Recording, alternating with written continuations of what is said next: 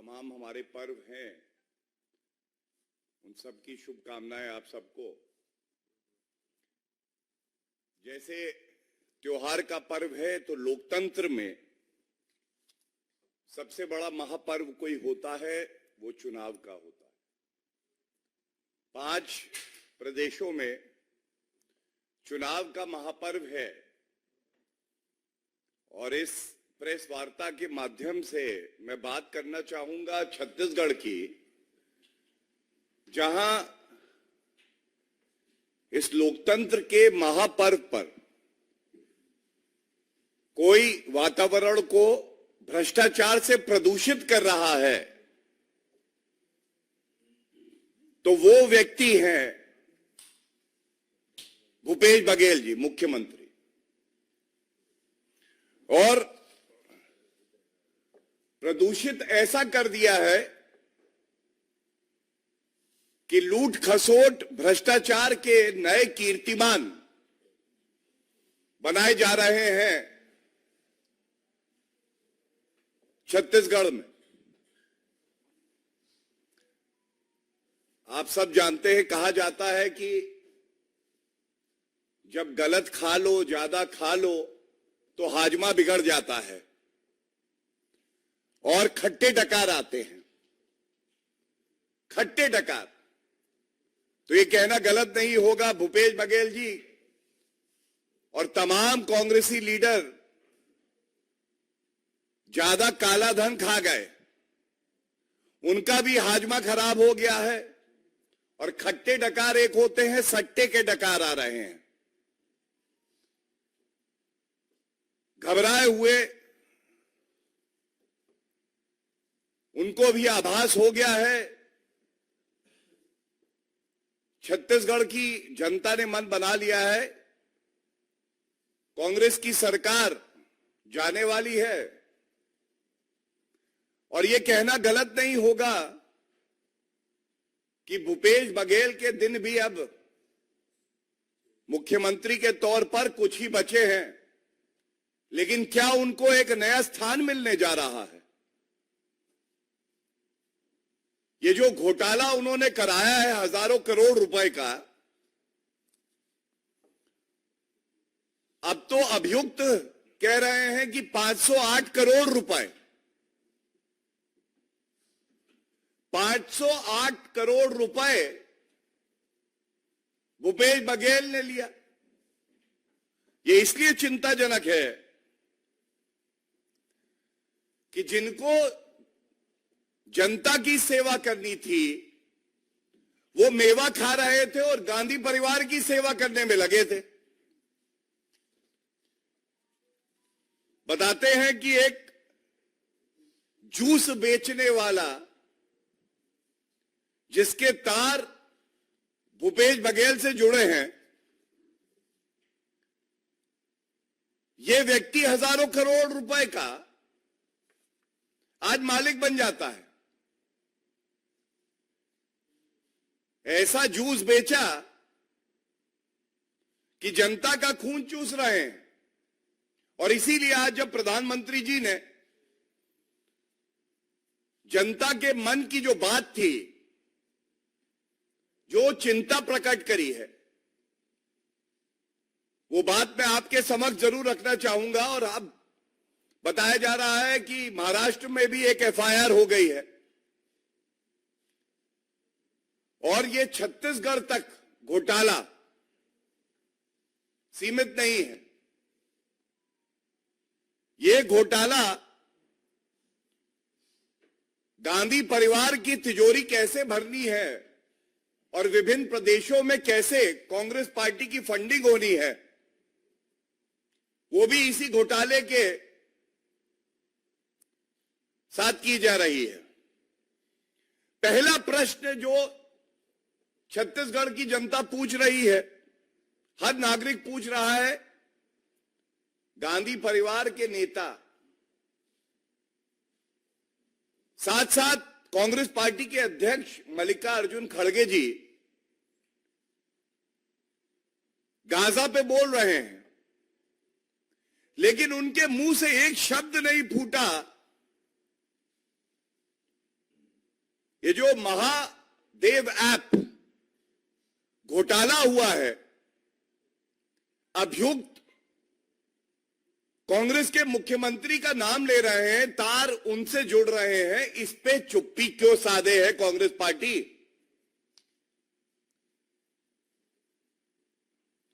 Bharatiya Janata party और करोड़ों हमारे जो भाई बहन हैं महादेव को इष्ट मानते हैं। हम लोग कहते हैं हर हर महादेव, और दूसरी तरफ भूपेश बघेल कहते हैं घर घर महादेव ऐप। भाजपा कहती है हर हर महादेव, भूपेश बघेल कहते हैं घर घर महादेव ऐप। और ऐप इसलिए जो नागरिक हैं उनकी गाड़ी कमाई इस ऐप के माध्यम से घोटाला करके पहले अपनी तिजोरी में भरना और उसके बाद जो पूरे विश्व का सबसे बड़ा भ्रष्टाचारी परिवार है गांधी परिवार, उन तक वो घोटाले की कमाई का चंदा चढ़ा देना। तो आज ये दूसरा सवाल भी पूछा जाएगा कि ये बताइए, ये जो 508 करोड़ रुपए जांच में सामने आया है कि अभियुक्तों ने आपको दिए हैं, इसमें कितना करोड़ रुपया आपने खाया है और कितना चंदा चढ़ाया है? और ये गलत नहीं होगा कि इतना भ्रष्टाचार कांग्रेस पार्टी करती है। अगर गांधी भूपेश भ्रष्टाचार कोचिंग सेंटर खोल दिया जाए, भ्रष्टाचार कैसे करना है ये भी आता है इनको, भ्रष्टाचार का रुपया कैसे खाना है और कैसे चंदा चढ़ाना है ये भी आता है इनको, जनता के लिए कैसे कार्य करना है, कैसे विकास की बात करनी है, कानून व्यवस्था को दुरुस्त करना है, ये इनको नहीं आता है। तीसरा बड़ा सवाल, क्योंकि ये घोटाला प्रथम दृष्टया भी जो सामने आ रहा है हजारों करोड़ों का बताया जा रहा है, तो ये जो घोटाले का रुपया है इसका इस्तेमाल छत्तीसगढ़ के चुनाव में किया जा रहा है या 4 अन्य राज्य हैं जहां पर चुनाव चल रहे हैं वहां पर भी इस काले धन का उपयोग किया जा रहा है? और ये इसलिए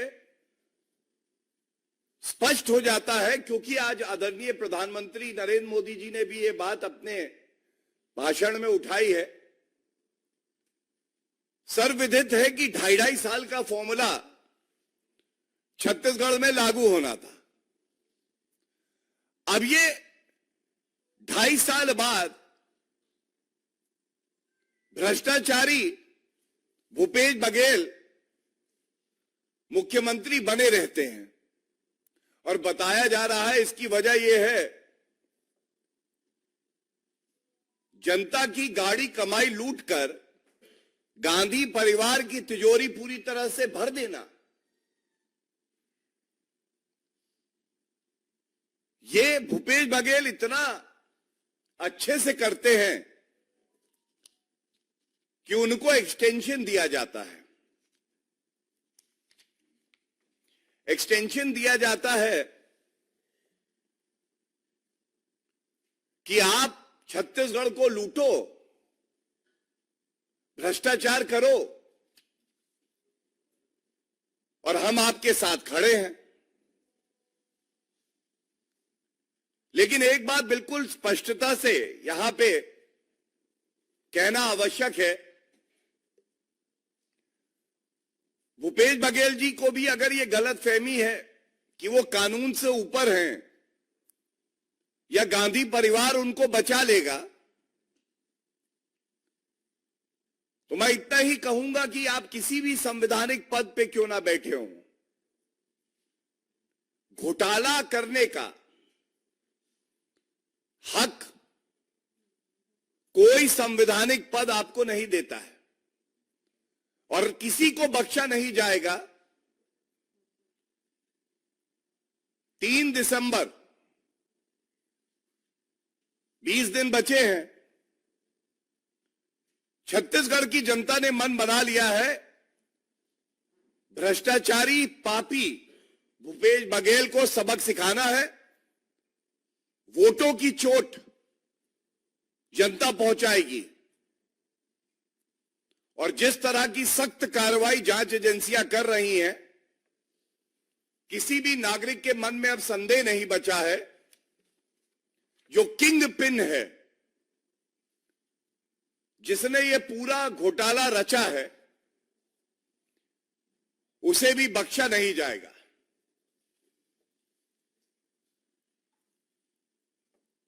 इस बात की पीड़ा जरूर होती है कि कांग्रेस पार्टी का चरित्र बन गया है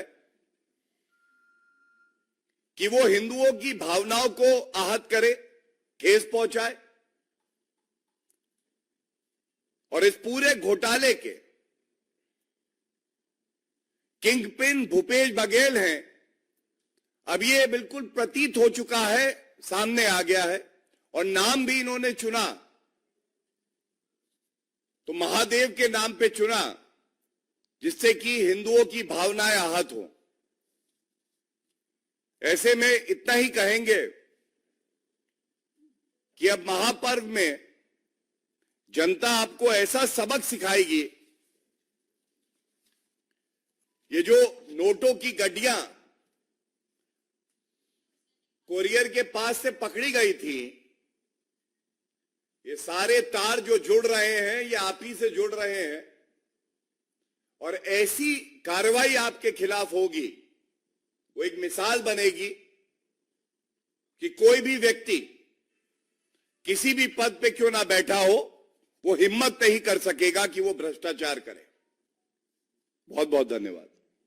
कोई अगर प्रश्न हो इस मुद्दे पे? हाँ जी प्लीज। ईडी ने ये सब सारी कार्रवाई की है, तो क्या ईडी बहुत जल्द अरेस्ट कर सकती है क्या उनको? आपको ऐसा लगता है? देखिए, मैं इतना ही कहूंगा कि जांच एजेंसी अपना काम कर रही हैं और भारतीय जनता पार्टी का प्रवक्ता होने के नाते इस पे मैं टिप्पणी करूं, ये तो कतई उचित नहीं है। लेकिन पिछले 9.5 साल में हमने ये जरूर देखा है, कई संवैधानिक पदों पे बैठे हुए व्यक्तियों को, जो परम पापी थे, ये गुमान हो गया था कि अगर मैं भ्रष्टाचार भी करूंगा तो मुझे पकड़ा नहीं जाएगा और चुनौती देते थे टीवी पे आके, भ्रष्टाचार किया है तो पकड़ के दिखा दो। अब बताते हैं कि वो भ्रष्टाचारी खून के आंसू रो रहे हैं, उनको कानून की ताकत पता चल रही है। एक ईमानदार जांच एजेंसी और सरकार में कितनी ताकत होती है ये भी पता चल रहा है। इसीलिए बताया ये भी जा रहा है कि भूपेश बघेल भी कांपते हुए, डरते हुए आजकल अपने दिन उंगलियों में गिन रहे हैं और जल्द ही मुझे लगता है कि उनको भी पता चलेगा कि कानून की ताकत क्या होती है। धन्यवाद।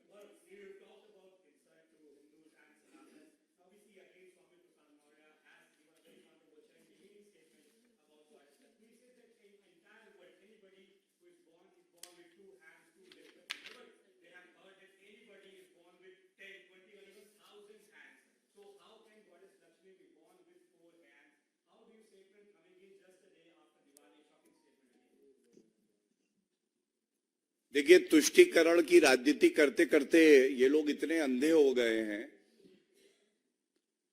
चाहे वो कांग्रेस पार्टी हो, चाहे समाजवादी पार्टी हो, टीएमसी हो, जितने भी इंडी अलायंस के घटक दल हैं, इनका केवल एक ही काम है,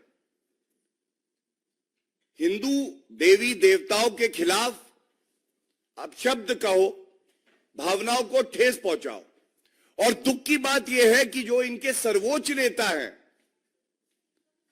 उनके मुंह में दही जम जाती है और वो एक शब्द नहीं बोलते हैं कि इस नेता का जो वक्तव्य आया है इसकी हम निंदा करते हैं। तो ये माना जाएगा कि उन्हीं के इशारे पे इस तरह के वक्तव्य दिए जाते हैं। और अभी कल ही की बात है, एक और कांग्रेस के नेता है जिन्होंने कहा यह बात। उन्होंने कहा कांग्रेस पार्टी हिंदू देवी देवताओं से नफरत करती है, यह हर कोई जानता है। एक तरफ भारतीय जनता पार्टी है जिसने सभी धर्मों के अनुयायियों की भावनाओं का आदर किया है, और दूसरी तरफ ये तुष्टीकरण करने वाली पार्टियां हैं, इनका वजूद मिट जाएगा। अगर आप भारत में रह के भारत की संस्कृति को नहीं पहचानेंगे तो जनता आपको जवाब देगी, ये हमारा मानना है।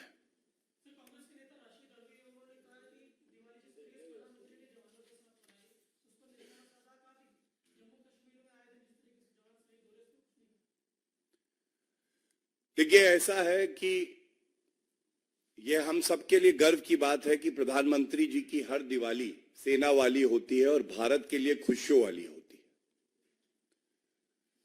और जो लोग चीन से रिश्वत लेते हैं,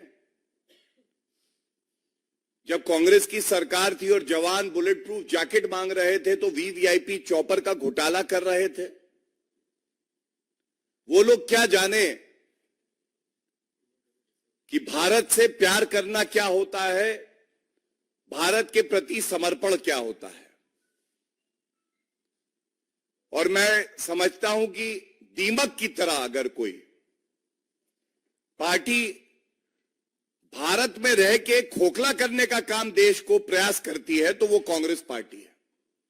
और इसमें सबसे अग्रणी भूमिका कोई निभाता है तो वो गांधी परिवार है, Rahul Gandhi.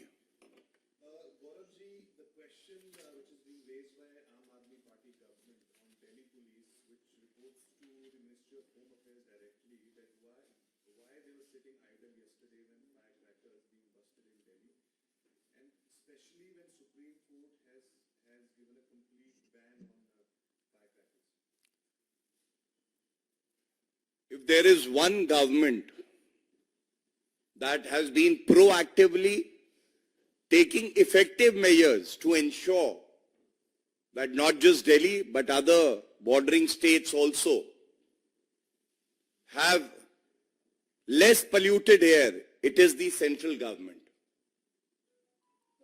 And Arvind Kejriwal must answer to the people of Delhi. After being reprimanded by the Honorable Supreme Court of India for not taking adequate steps,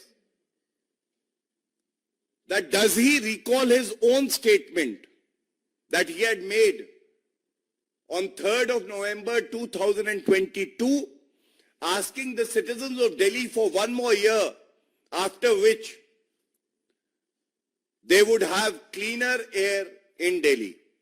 We all know Arvind Kejriwal is a living example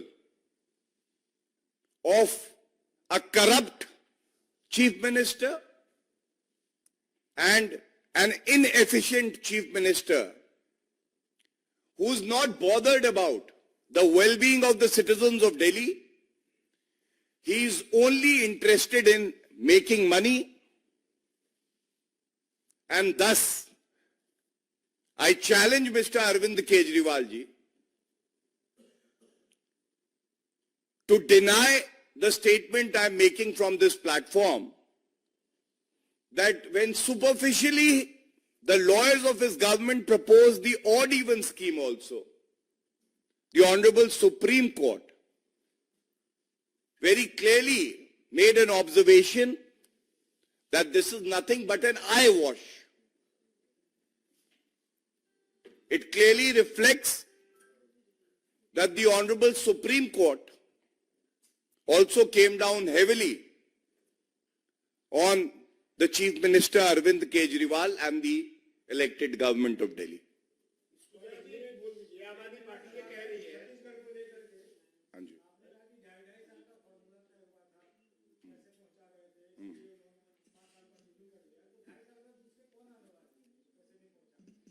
नहीं, देखिए, सबसे ज्यादा जागरूक तो पत्रकार होते हैं। आप ही के माध्यम से ये खबरें आई थी।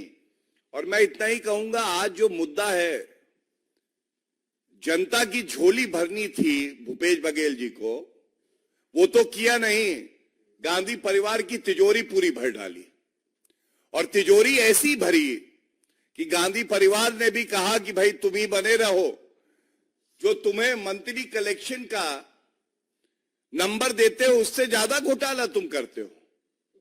और कांग्रेस पार्टी में किसी भी बड़े पद पर बने रहने के लिए एक ही योग्यता चाहिए, घोटाला कर गांधी परिवार की तिजोरी भर।